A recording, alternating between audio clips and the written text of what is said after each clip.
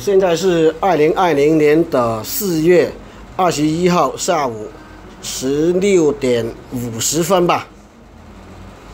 这个房子呢是我女儿的，你看看，女孩子的房子都是这个样子。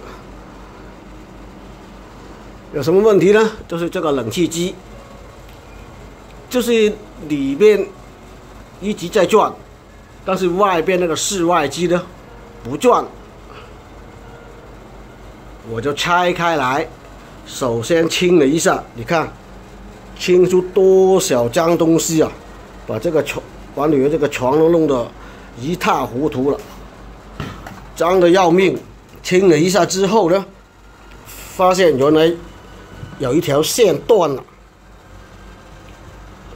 是哪一条线呢？我们走上去看看。哇，好凉！就是这一条绿色的这一条线，这条线呢是连接那个室外机的，这条线断了，所以那个室外机呢就不转了啊。这条线弄成这个样子，可能是被老鼠咬断了吧？否则不可能这样的。断了，把这一条线换上去，接上，就 OK 了。好冷，我刚才那个测过，我们去看看那个室外机。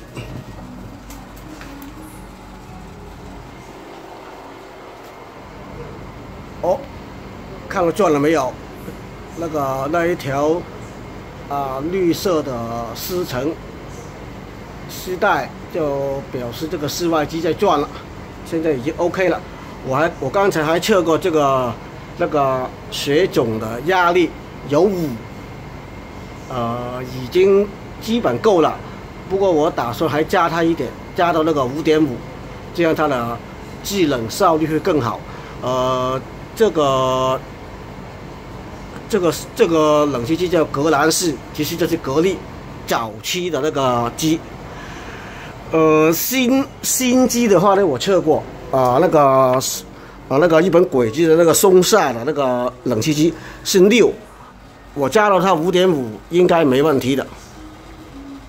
好了，剩下的问题就是把东西装回去，然后帮女儿清洁一下这个房子，就 OK 了。又搞定一个问题，原来还想着要换了，结果就换一条线就搞定了 ，OK。